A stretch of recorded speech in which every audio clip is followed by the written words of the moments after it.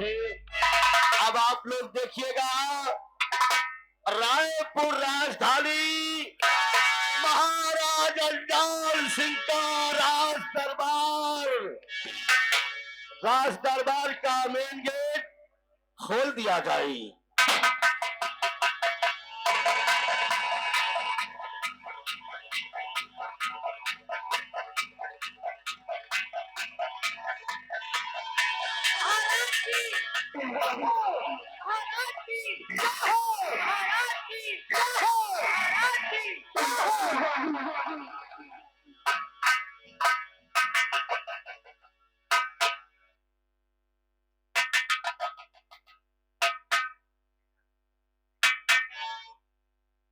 दरबारी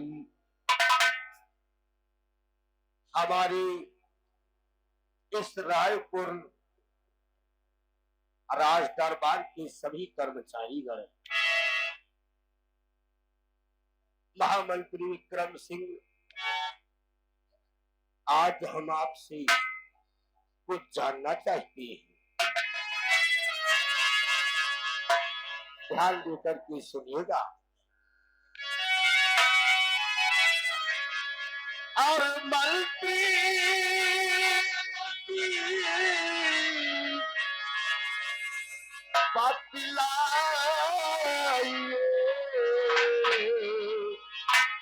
राज के सब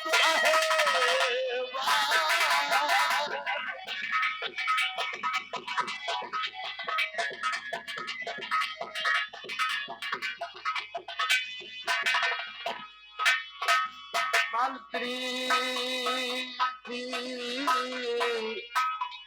बतलाइए इस रात के सब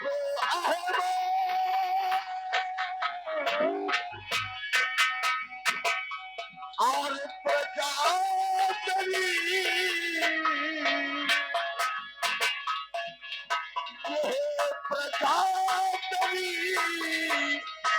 किस हाल है और कह जाए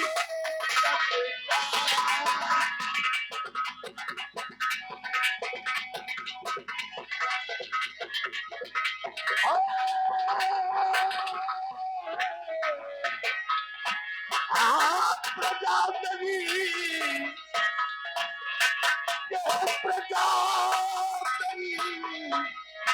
किस हाल है और कह डालो तत्काल।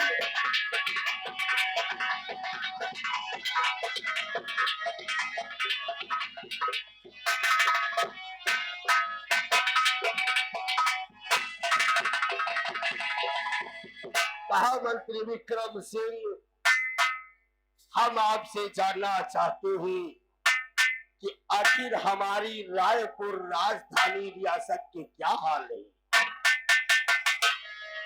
क्या मेरे दानवीर सम्राट,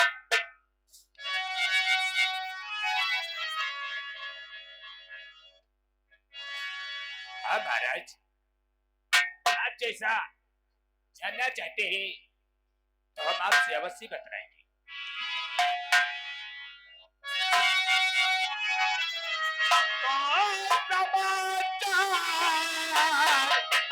सब ठीक है आए मेरे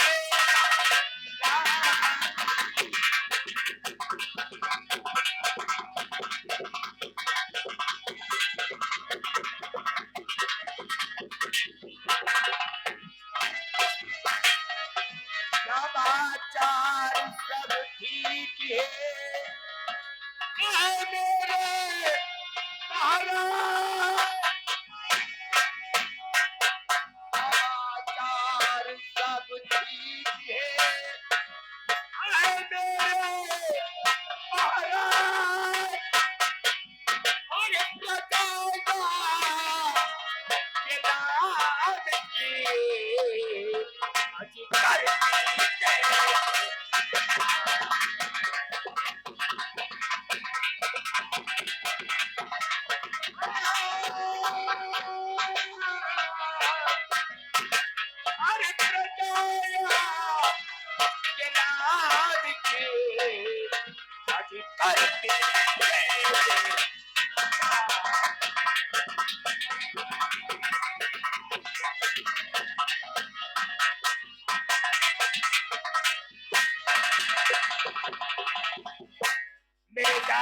सम्राट, ये रायपुर राजधानी की राया और ये प्रजा महाराज आपके नाम की जय जयकार करती है। किसी प्रकार की कोई दिक्कत, कोई परेशानी नहीं है। शाबाश शाबाश मेरे रायपुर राजधानी के शाबाश सिपाही, हम तुमसे यही उम्मीद करते हैं। जाओ, चले जाओ रियासत की तरफ और देखो हमारी रियासत में किसी को कोई तकलीफ तो नहीं है।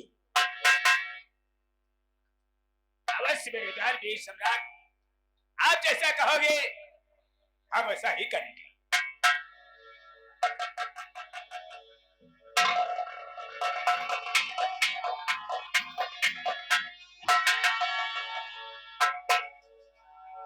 छोटू, कहिए महाराज। आज हम तुमसे कुछ जानना चाहते हैं। महाराज, हम दोनों भाइयों से आप क्या जानना चाहते हैं महाराज? ये बताओ छोटू, तुम दोनों लोग ये बताओ, इस दुनिया में यस,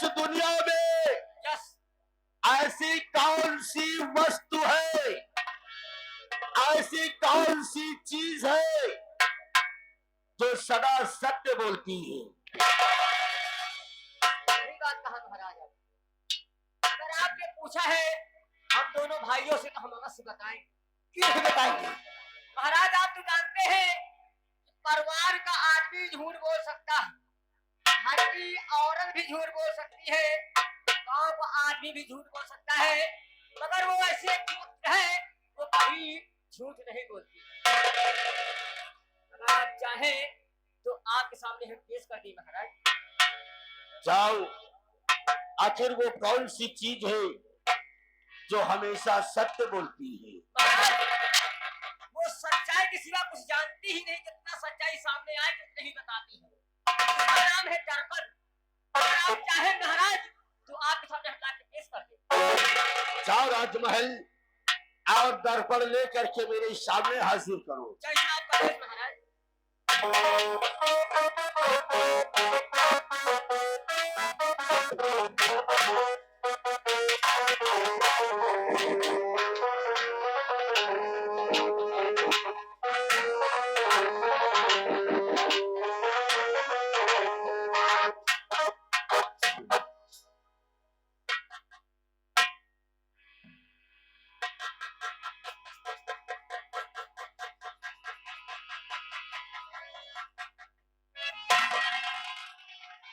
इसे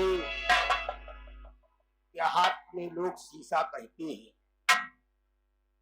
लेकिन इसका सही नाम दर्पण है। ये इस संसार में एक ऐसी वस्तु है जो सत्य के सिवा झूठ कभी बोलती ही नहीं। इसमें जो दिखाई देगा ये उसी चीज को बतलाएगा।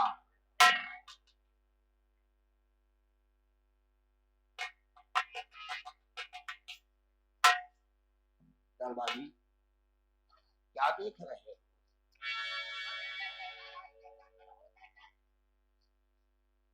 जाओ, इस दर्पण को जहां से लेकर के आए थे वहीं तक पहुंचा करके वापस आओ।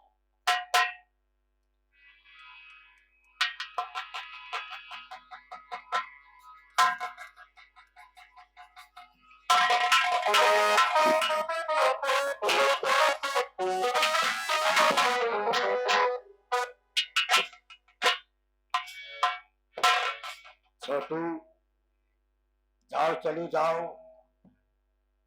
राजमहल और हमारे बेटे भारत मेरी बहू लक्ष्मी को राज दरबार में पेश किया जाए। ऐसा महाराज आपका आदेश। जा रहे तत्काल राज दरबार और आपकी बहू लक्ष्मी और भारत भैया को तत्काल लेकर आ रहे हैं।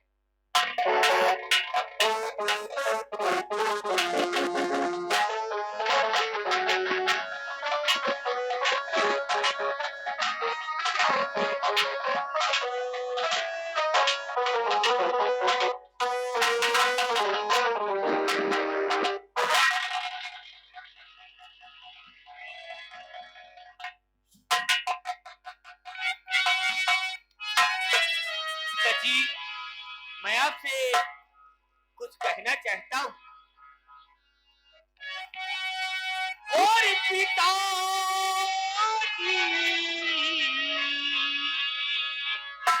के चरणी में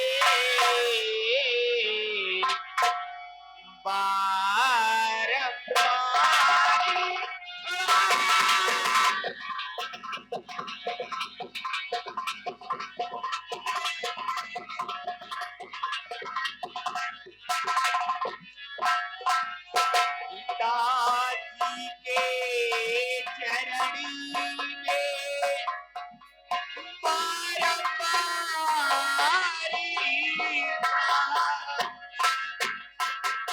तू बुलवाए मुझे क्या पड़ा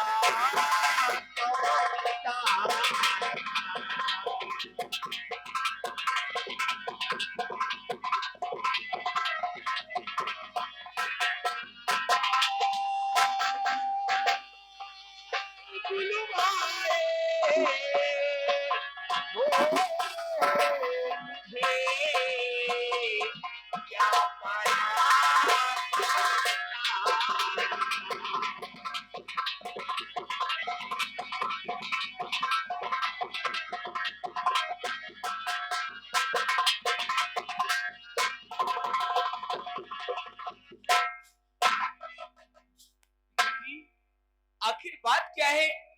अचानक अपने बेटे भारत को बुलाने का मकसद मैं कुछ समझ नहीं सका पिताजी। प्यारी, तुम जानना चाहती हो कि आखिर आज हमने तुम दोनों को अपने पास किस लिए बुलाया है? तो ध्यान देकर के सुनो बेटा कि हमने तुम्हें किस लिए बुलाया है। बोलिए पिताजी। और युग युग बेटा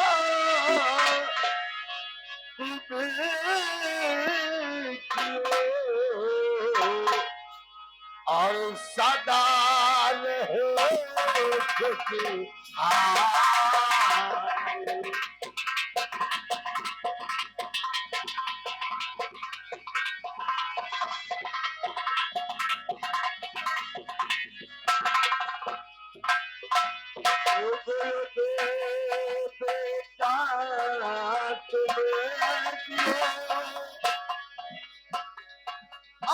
सदा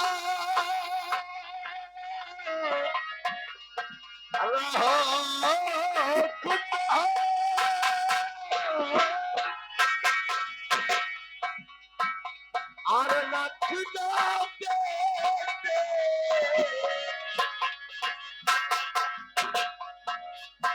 और लखना और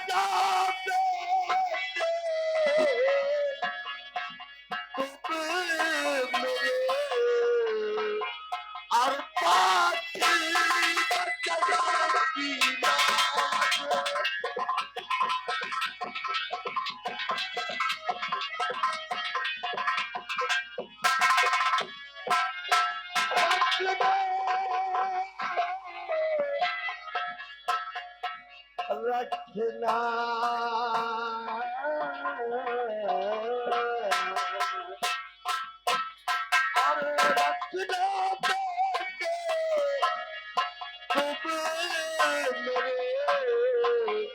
और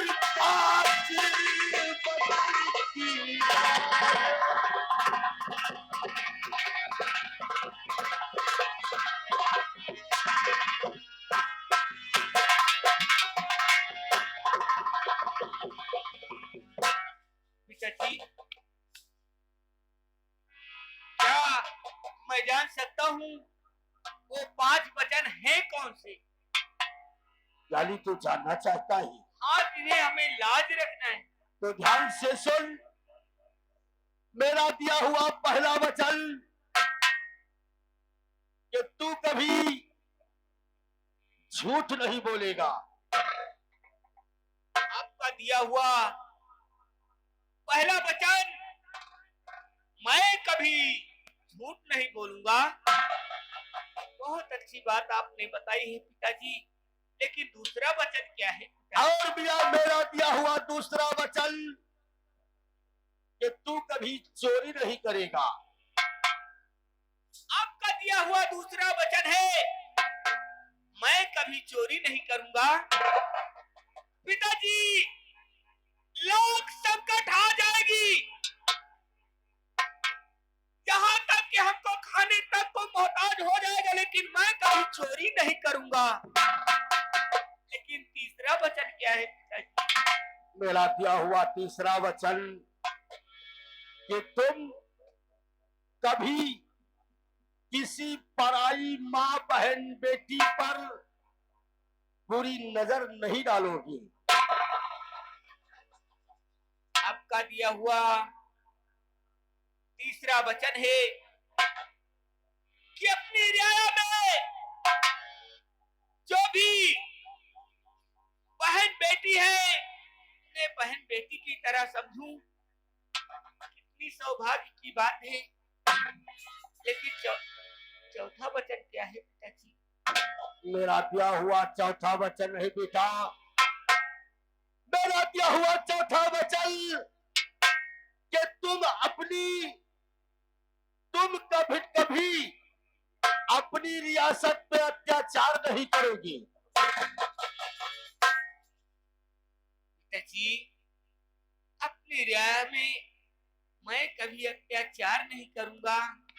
लेकिन पांचवा वचन क्या है पिताजी?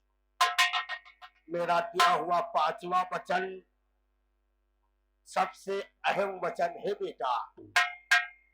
मेरा दिया हुआ पांचवा वचन कि अपने चाचा को पिता, अपने चाचा को पिता व चाची को मां समान समझोगी।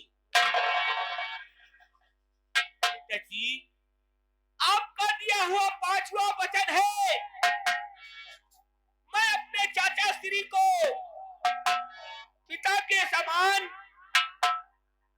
और चाची माँ को माँ के समान समझूं। आपने बहुत अच्छी बात बताई है पिताजी, बहुत अच्छी बात बताई है। भारत, आओ, तुम्हारी बातें सुनकर मेरा दिल खुश हो गया है, इसलिए आओ, हम तुम्हें ये हुक्म देते हैं कि बैठो इस राज सिंहासन पर, हम तुम्हें यहाँ का सम्राट घोषित कर दें। कैसी बातें करते हैं पिताजी? अभी अभी आपने मुझे 5 वचनों के बंधन में बांध दिया और आप कहते हैं कि इस राज का मैं सम्राट बनाऊं। नहीं पिताजी, मैं कुछ कहना चाहता हूँ। क्या कहना चाहते हो? तो है पिताजी परीक्षा अब ना लीजिए मेरी, है पिताजी परीक्षा।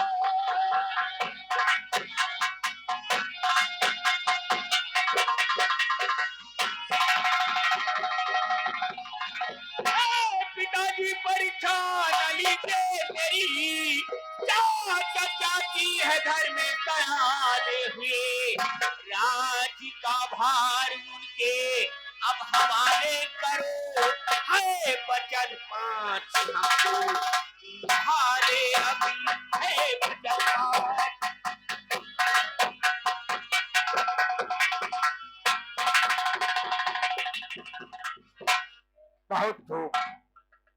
बहुत खूब तेरी बातें सुन करके, तेरे इन अल्फाजों को सुन करके आज मेरा दिल इतना खुश हुआ कि मैंने तो तेरी परीक्षा लिया था कि कहीं तू इस राज और पाप के लालच में आकर के मेरे दिए हुए 5 वचनों को भूल तो नहीं जाएगा। बहुत खूब, जाओ अपने चाचा व चाची माँ को राज दरबार में पेश किया जाए। बहुत अच्छी बात है पिताजी। दरबारी भैया जाओ हमारे चाचा श्री के शयन कक्ष में हाँ सबसे पहले उन्हें मेरा प्रणाम कहना जी भैया और उनसे कहना कि तुम्हें रात दरबार में याद किया गया है। बिल्कुल भैया।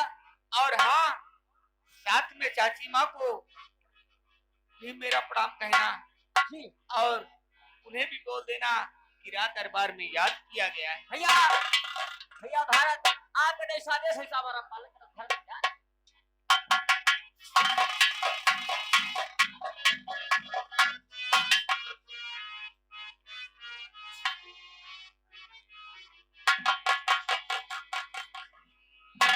बड़े भैया को छोटे भाई का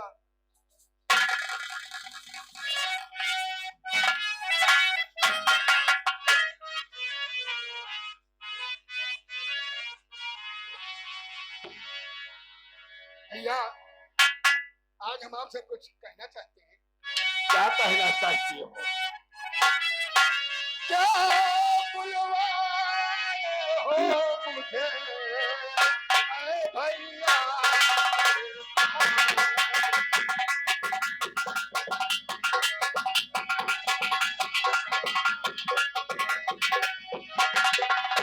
क्यों बुलवाए हो मुझे ऐ भैया, करता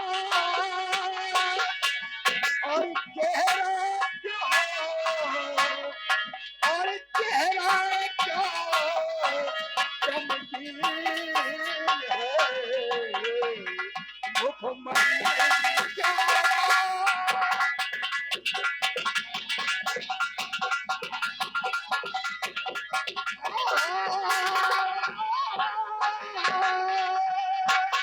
चेहरा क्यों चमकीन है,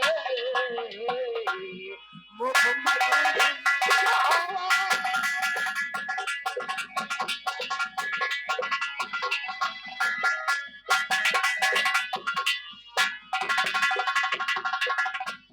क्या बात है भैया।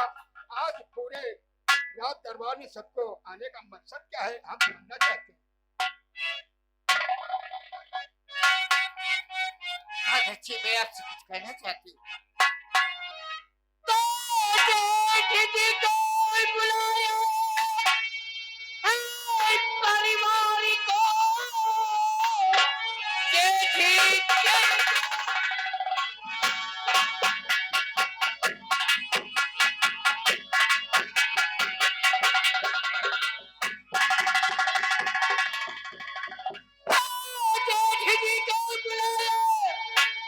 परिवार को बात मेरी समझ में है आती नहीं।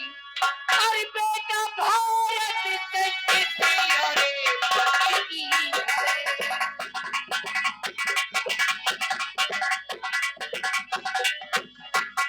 ए बेटा भारत से किसी अरे पति करे। कोई गलती किसी की दिखाई नहीं तो भारत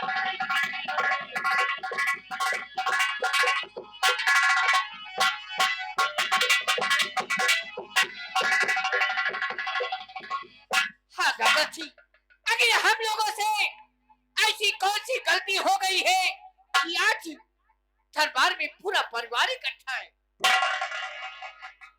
यानी तुम सभी लोग ये जानना चाहते हो कि आखिर आज हमने तुम सबको इकट्ठा क्यों बुलाया है? चौथा पल अब आ गया ताकत लागे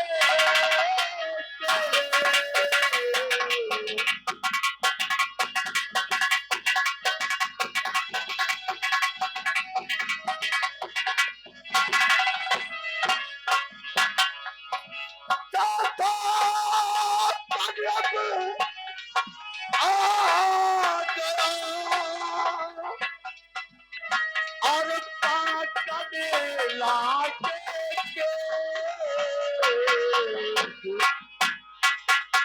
और राम भजन और राम भजन में जाए कर बहुत जीवन पिताओं से राम भजन में जाए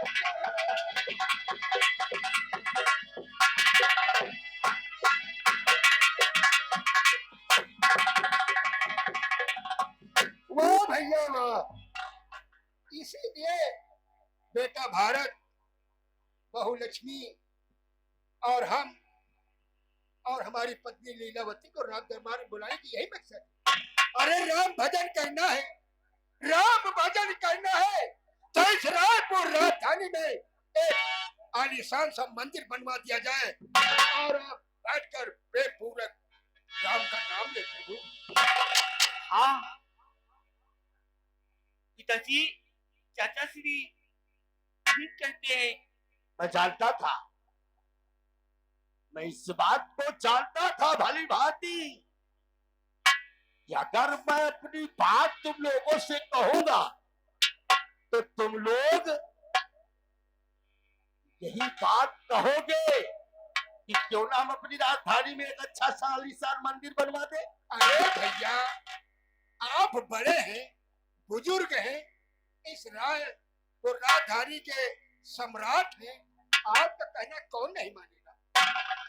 छोटे भाई, भैया तुम तो जानते हो ये माया नगर है, ये माया नगर है, मगर जाले की तरह माया फैली हुई है। मैं जानता हूं तुम लोग इस रायपुर राजधानी में अच्छा से अच्छा मंदिर बनवा दोगे, लेकिन ये मेरे पूर्वजों की परंपरा है, जिसका भी चौथापन आ जाता है यानी केस पकने लग जाते हैं, उसे उस राजधानी को छोड़ त्याग करके किसी बियावान जंगल में जाकर के एकाग्र मन राम का भजन करना ही पड़ता है। ठीक है भैया, आपकी आज्ञा का पालन करना हमारा परम कर्तव्य। हम तुम्हें ये आदेश देते हैं, आओ बैठो इस राज सिंहासन पर, हम तुम्हें इस रायपुर राजधानी का सम्राट। नहीं भैया नहीं, ये कदापि नहीं होगा। जिसका बड़ा भाई जीवित हो और राज सिंहासन पर विराजमान हो तो छोटे भाई का कोई अधिकार नहीं है। हम तुम्हें बड़े भाई की हैसियत से हुक्म देते हैं कि आओ बैठो इस तख्त पर, हम तुम्हारा राज तिलक अपने हाथों से करेंगे। भैया आप जैसा चाहे वैसा कर सकते हैं। दरबारियों, कहिए महाराज। जाओ राजमहल से राज तिलक का सामान ले आओ। बैठो भाई, इस तख्त पर विराजमान होना। और ये जो तुम शाही शमशीर देख रहे हो, इसे कोई मामूली शमशीर ना समझ बैठना, क्योंकि ये शमशीर मेरे पूर्वजों की दी हुई है। इस शमशीर को जब भी म्यान से बाहर निकालना तो इंसाफ के लिए म्यान से बाहर निकालना, किसी के साथ कभी बेइंसाफी नहीं करना। इस शाही शमशीर को और ये जो सर पे ताज देख रहे हो, ये ताज कोई मामूली ताज नहीं है। ये ताज कोई मामूली सा ताज नहीं है। इस ताज को पहनने के बाद, इस ताज को ग्रहण करने के बाद हमेशा इंसाफ किया जाता है। इस रायपुर राजधानी में जितनी भी माँ बहन बेटी है, उन्हें अपनी माँ बहन बेटियों की तरह ही देखना। कभी किसी के साथ अत्याचार नहीं करना, किसी को फर्जी परेशान नहीं करना, और जब भी इंसाफ करना तो जो सत्य हो वही इंसाफ करना। इस ताज को आज हम तुम्हारे सर पे एक भार सा रख के जा रहे हैं।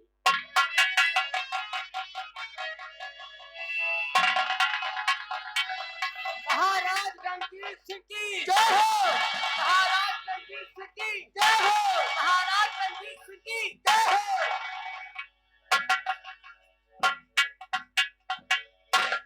बेटा भारत, आओ आज हम तुमसे भी कुछ कहना चाहते हैं। कहते हैं पिताजी।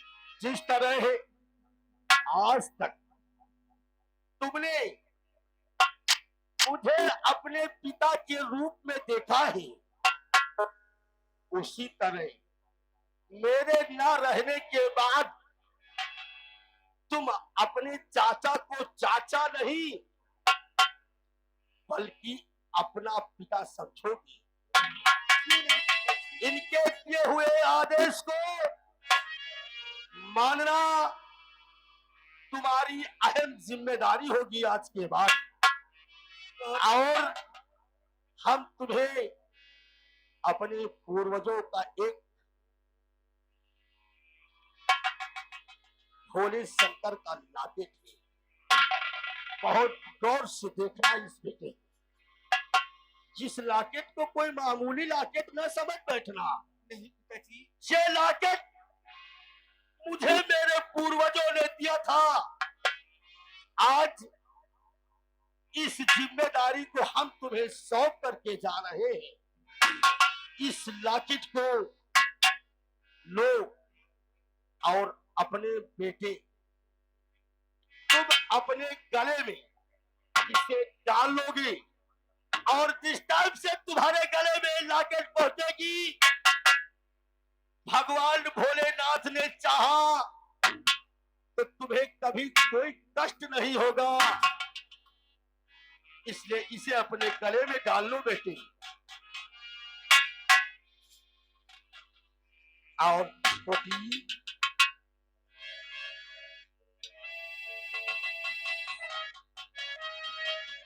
बहुत कष्ट के साथ मैं इस राजधानी से जा रहा हूं, लेकिन मैं जानता हूं तुम्हें बहुत बड़ी परेशानी है, क्योंकि तुम्हारी शादी को हुए आज 9 साल पूरा हो चुका है। लेकिन भगवान की क्या मर्जी कि आज तक उन्होंने तुम्हारी गोद में एक सुंदर मुन्ने को नहीं दिया।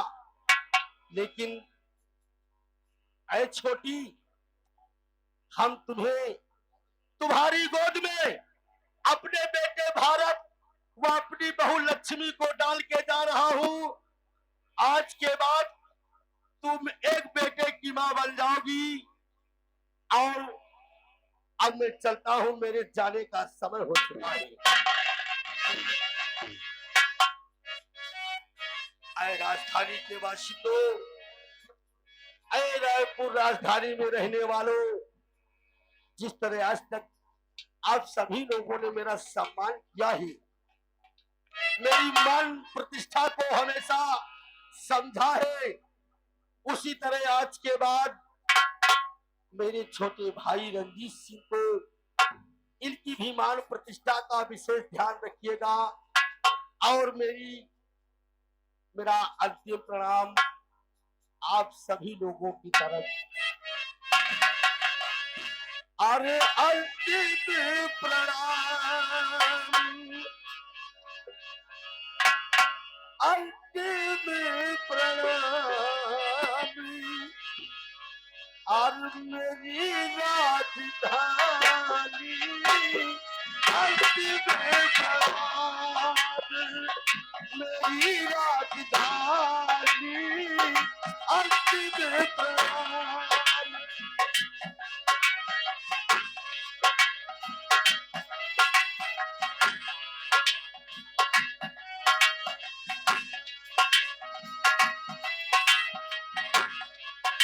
हाँ मेरी राजधानी अंतिम प्रणाम, मेरी राजधानी अंतिम प्रणाम।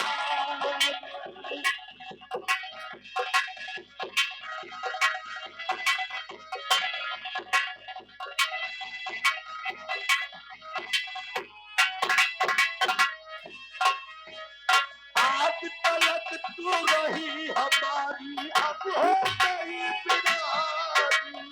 आज तलक तू रही हमारी, आज तलक तू रही हमारी, अब हो गई बिरारी। आज तलक तू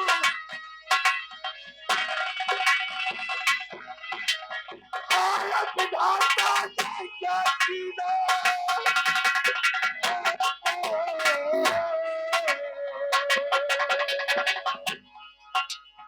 आलम विधाता के जीना, छूटता न पाजी अंतिम प्रणाम, मेरी राजधानी अंतिम प्रणाम, मेरी राजधानी। आ रहा है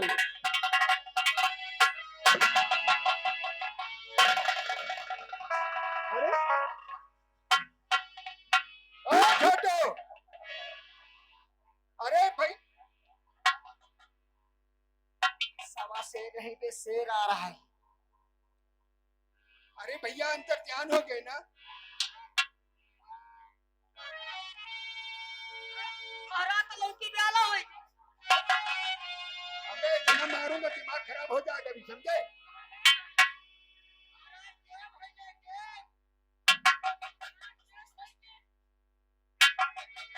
ए भैया की साले गायब हुए, गायब नहीं हुए, भैया बांध जंगल में तपस्या करने के लिए गए। भैया बांध जंगल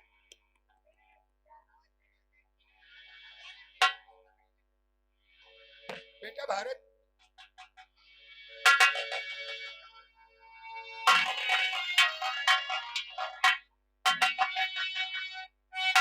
चाचा जी,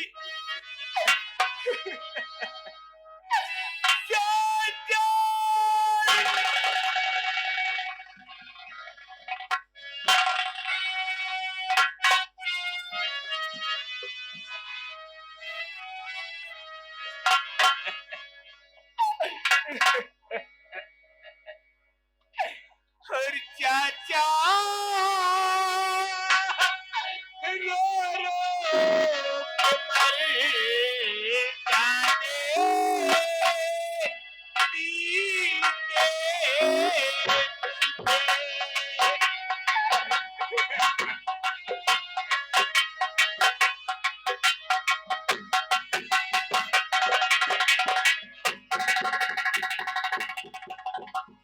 चाचा रो रो के मरी जाओ, नदी के मुझे यार कि जिंदा चिता में जला दी।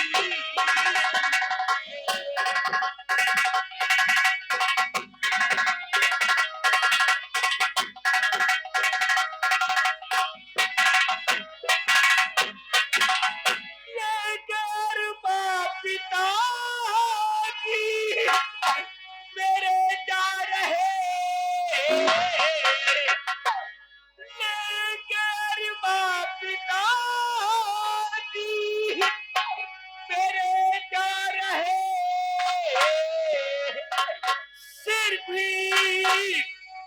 तुम्हारी उंगली से मिलाती।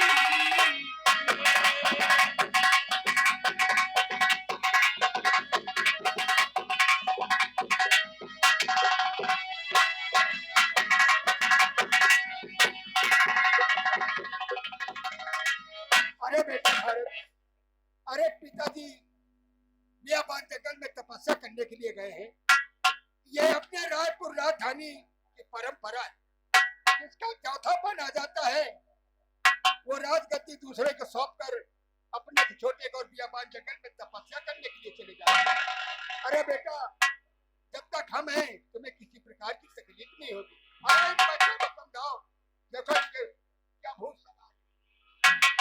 बेटा भारत, देखो तुम्हारे पिताजी कुछ दिन के लिए वनवास तपस्या करने के लिए गए और उसके बाद तुम्हारी देखभाल, तुम्हारी बीवी की देखभाल, तुम्हारे बच्चे की देखभाल मैं करूंगी। और मेरे लाल बेटा देखो, आज मैं तुम्हें बुला रही हूँ। अरे रातें ढलती ही नहीं, निकलता नहीं, उसके मर्जी बिना पत्ता हिलता नहीं। वो रब जो चाहे वही तो होना है, रब जो चाहे वही तो होना है। आदमी खिलौना है, आदमी खिलौना है।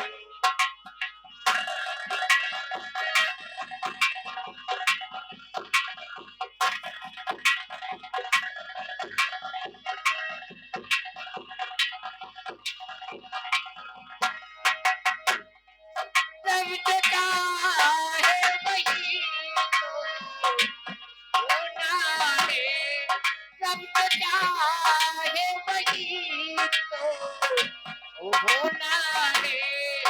आदमी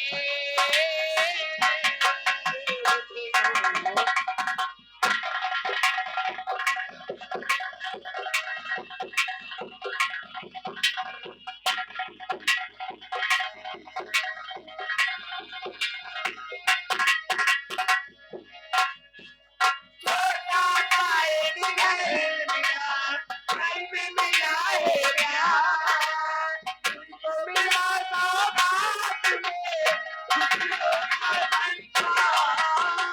छोटा सा एक घर मिला, घर में मिला है प्यार, तुझको मिला सौगात में,